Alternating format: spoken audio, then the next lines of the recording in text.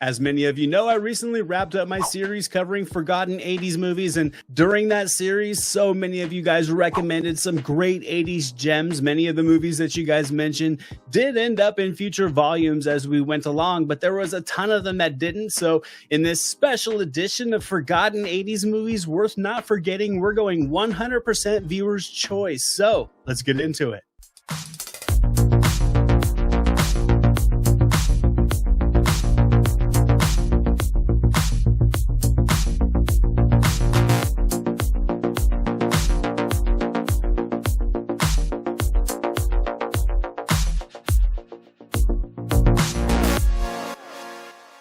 Hey, what's up out there, everybody? Welcome to Movies Never Say Die, your home for 80s and 90s retro movie content. I have a fun video to show my appreciation for you guys today. I'll never be one of those content creators that says he wants to engage with those who watch his channel, yet never responds to any of the comments. As fun as it is to make these videos, really near and dear, talking to you guys in the comments about these retro movies that I cover and our other movie memories is a blast. We've all had some great conversations during this Forgotten 80s series. You guys definitely know your 80s movies. You all mentioned a ton of great flicks in the comments. This will be all of your recommendations. Apologies if I did not get your movie into this list, but please know I appreciate your feedback and I will definitely try to get you in next time. Now, this first movie to kick off the list was recommended by White Tiger, Knuckin' Futz, DJ Yano, The Ramp Local, and Country Boy Troy. This little family adventure from 1984 stars Henry Thomas as a young boy and as an imaginary hero, but when he mistakenly comes in possession of agency plans, the agents who are pursuing him are very much real in Richard Franklin's Cloak and Dagger, also starring Dabney Coleman and Michael Murphy. I think this is certainly a charming and suspenseful adventure flick that expertly combines elements of espionage with all the excitement and fun of an 80s coming-of-age story. The performances in Cloak and Dagger, to me, are particularly noteworthy. I think Henry Thomas brings just an earnestness and a charm to his role. It really does make Davy a very relatable and empathetic protagonist. Then you get Dabney Coleman as the very vibrant agent who just delivers a performance filled with intrigue and charisma. They both add a lot of depth to these characters and to this story. I think this movie really skillfully balances tension with whimsy, which does make it engaging for both children and adults. Visually, the film captures just the essence of the early 80s adventure flick with its just dynamic pacing and its clever use of technology and video game motifs. There's no doubt that the blend of suspense, adventure, and a touch of humor is what makes Cloak and Dagger just a delightful watch for the entire family all these years later. Next up, this movie was recommended by Pie Hard, Kate Maloney, and Daniel Icker. This next film is a high school set dramedy. They fall asleep in class, they throw ink on each other, never come in on Mondays, and they're just the faculty. And Arthur Hiller's Teachers from 1984, starring Nick Nolte, Jo Beth Williams, Ralph Macchio, and Judd Hirsch.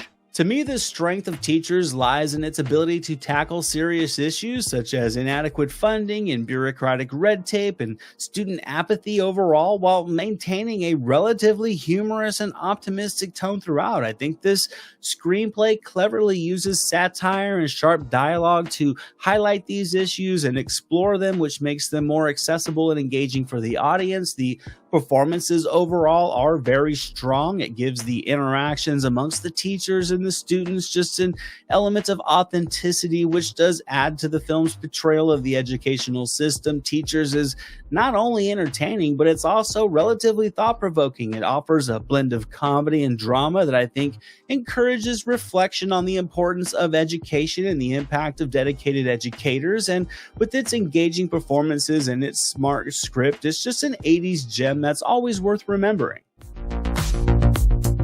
Next up is a hilarious movie recommended by William Kidney, John Bolton, and Freddie Kurgan-Nemo. This movie is compiled of a series of smaller comedic sketches and fake commercials, all spoofing late-night cable and low-budget 50s science fiction. The film is filled with familiar faces such as Rosanna Arquette, Michelle Pfeiffer, Arsenio Hall, Phil Hartman, Steve Guttenberg, and many more. It's, of course, Amazon Women on the Moon from 1987.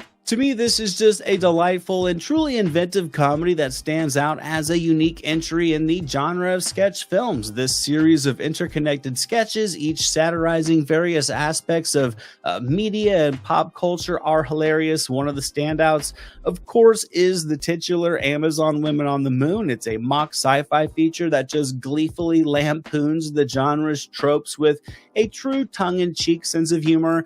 Amazon Women on the Moon just really has a playful and just a satirical approach. It offers a nostalgic yet surprisingly fresh take on the era it parodies. The film's humor ranges from the absurd to the witty and clever, so there's really something for everybody's comedic taste. I also think the sketch format allows for a varied exploration of comedic styles, from slapstick to clever wordplay, which really does make it a ride that never feels stale. And through its inventive structure, its sharp satire, and a star-studded cast, Amazon Women on the Moon is a lasting celebration of comedic creativity.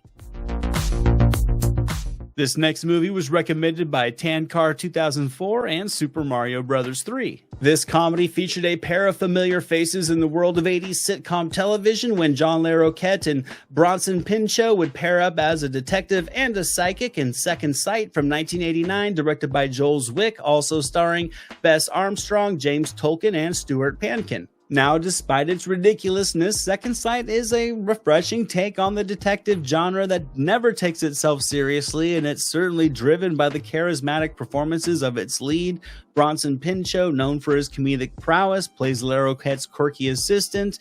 Pinchot's performance is the highlight of the film. He really just injects a lively and whimsical energy into this story. His chemistry with Larroquette, who's also a comedic legend of the 80s, creates a dynamic duo that really does drive much of this film's charm and its absurd humor. Then they pair with Armstrong to create a bizarrely just silly romp of unconditional laughs and weird character dynamics. Each of them is given their moments to lead the humor, to give the laughs a variety. And sure, it's a movie you will either love or you'll hate, but if you can sit back and turn your brain off for 90 minutes, Second Sight is a relic of just the simple-minded comedies that fueled the 80s, the movies that just knew what they were, they didn't stick around too long, and they just left you with a smile on your face no matter how ridiculous they were. Coming up next is a movie recommended by John Guerrero, G-Car Squad, and Furious D. This little gem takes us to the world of sports drama when a young up-and-coming hockey player ventures into Canada to learn the game in 1986's Youngblood, starring Rob Lowe, Patrick Swayze, and Cynthia Gibb, from director Peter Markle. I think despite the passing of years, that Youngblood is still a compelling sports flick that just captures the intense spirit of the hockey culture and just delivers the charm of a textbook 80s coming-of-age journey. I think Lowe brings a very relatable and charismatic presence. He effectively portrays Youngblood's determinations and all his vulnerabilities as he just strives to make a name for himself in this sport, so you can easily root for his success. I think Patrick Swayze delivers a very memorable performance as the seasoned and often abrasive teammate, adding some depth to the story's exploration of mentorship and rivalry. Cynthia Gibb is a strong romantic interest. She contributes to the emotional and dramatic layers of the story very well, and overall, Youngblood just excels in its ability to balance the high energy action of hockey with the personal struggles and triumphs of its characters, and the film's exploration of themes such as perseverance and teamwork and self-discovery just have a timeless appeal to them.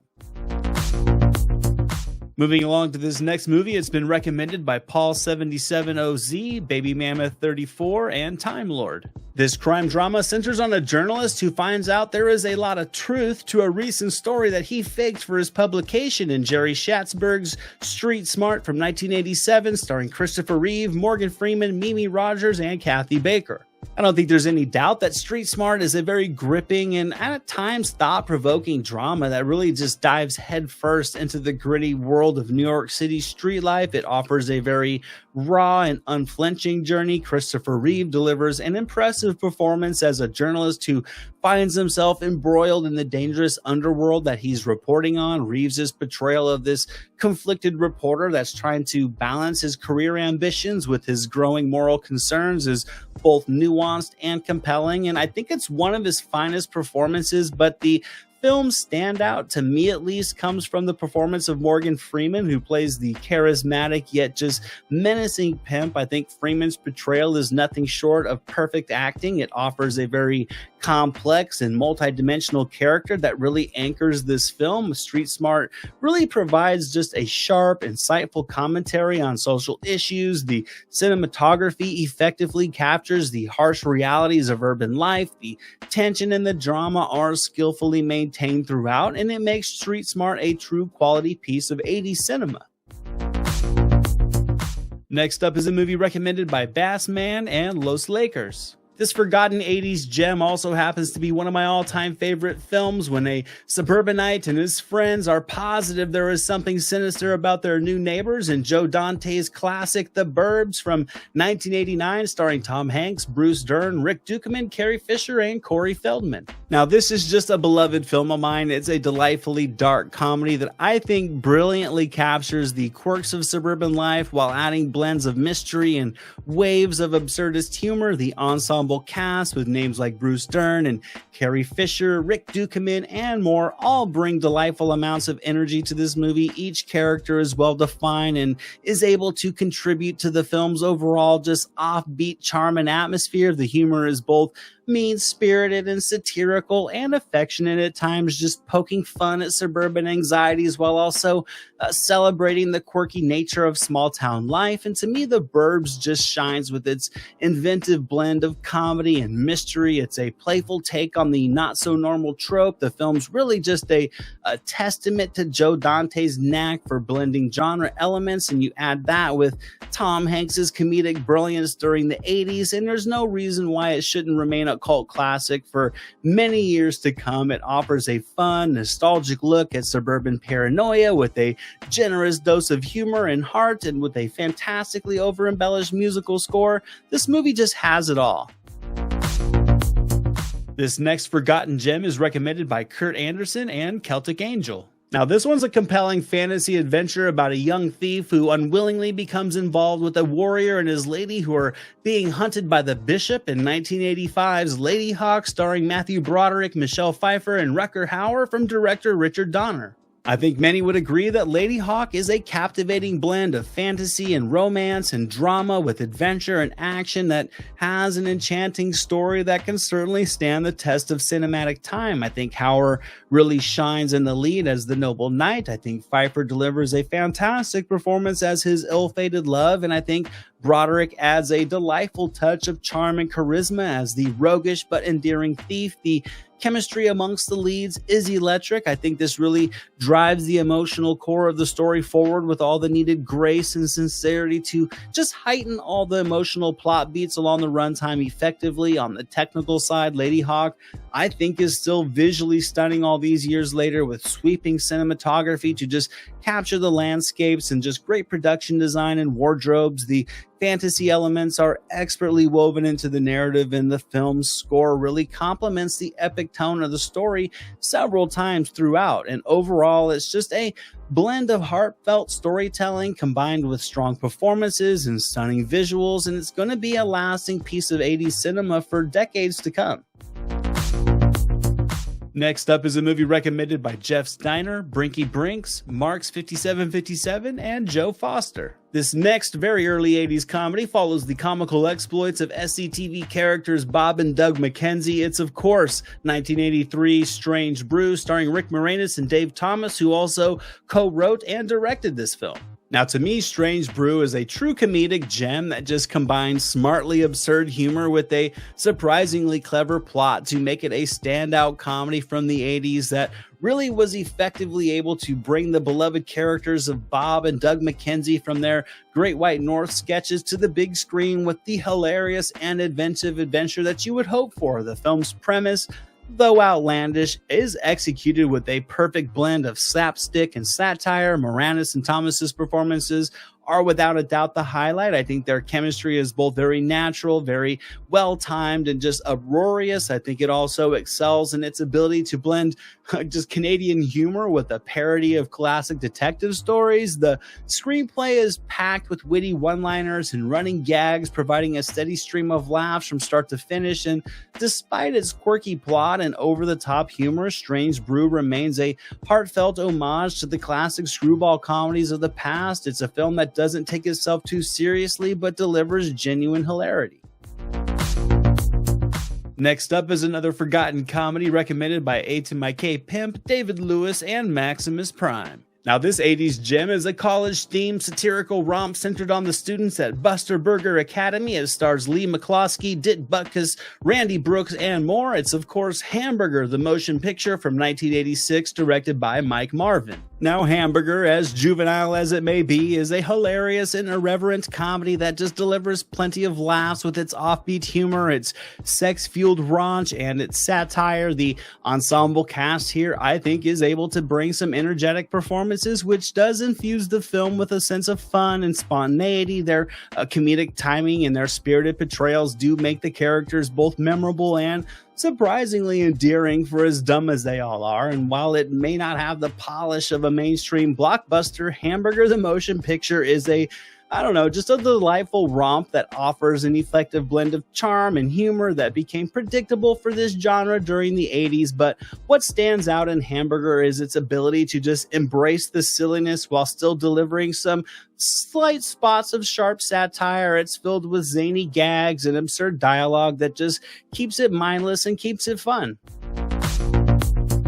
Next up is a movie recommended by Angel 1969-89 and Michael Chauvin. Heralded as the summer's greatest adventure, this movie follows a group of students at SpaceCamp who are accidentally launched into orbit. 1986's SpaceCamp, starring Kate Capshaw, Leah Thompson, Kelly Preston, Larry B. Scott, Tate Donovan, and more from director Harry Weiner. To me, SpaceCamp is a heartwarming and adventurous family film that just captures the imagination with its blend of space exploration and just youthful coming-of-age 80s spirit and grit. The cast, led by young Leah Thompson and Kate Capshaw and a charismatic Joaquin Phoenix, all deliver just the needed energy and sincerity for these characters. Their portrayals as aspiring astronauts are both engaging and inspiring, which does make the audience easily able to root for their journey. And while the film's depiction of space travel may be a bit idealized, it's a genuinely thrilling film that offers a sense of wonder that I think can still resonate with viewers of all ages. I think there's a warmth and an optimism to the story's underlying themes of teamwork and perseverance and the power of dreams that can easily lure you in. And really, SpaceCamp is just a nostalgic and uplifting film that celebrates the excitement of space and the spirit of discovery, and it's just a textbook 80s feel-good adventure. And this last movie to close out the list was recommended by Daniel Garcia and Jesse Swarbrick. Closing out this list is a comical ride following a couple of errand boys for the mob who lose a ton of money and run off to Atlantic City in 1986's Wise Guys, starring Danny DeVito, Joe Piscopo, and Harvey Keitel, from director Brian De Palma.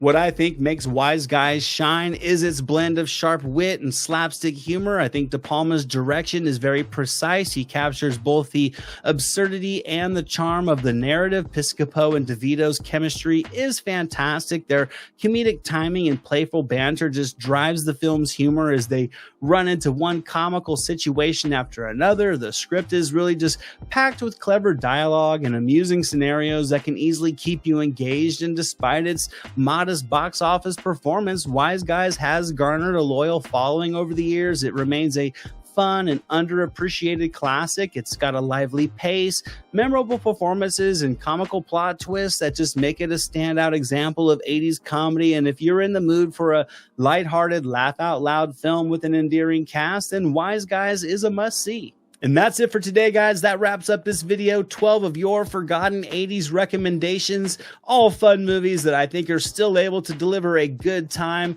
Thank you all so much again for your support of the Forgotten 80s series. All of your comments were amazing. I love talking movies with you guys. Be on the lookout for some more content coming very soon. I've been preparing a series covering all the forgotten movies from the 90s. I've compiled a very long list, so I'm breaking them down into volumes as we speak. The very first volume will be coming very soon. I hope to see you guys all there. Thank you so much for watching, and until the next video, movies never say die. Jack Burton and the Pork Chop Express, and I'm talking to whoever's listening out there. Survive a war, you gotta become war. I suppose we have to register you as a lethal weapon. You trying to say Jesus Christ can't hit a curveball?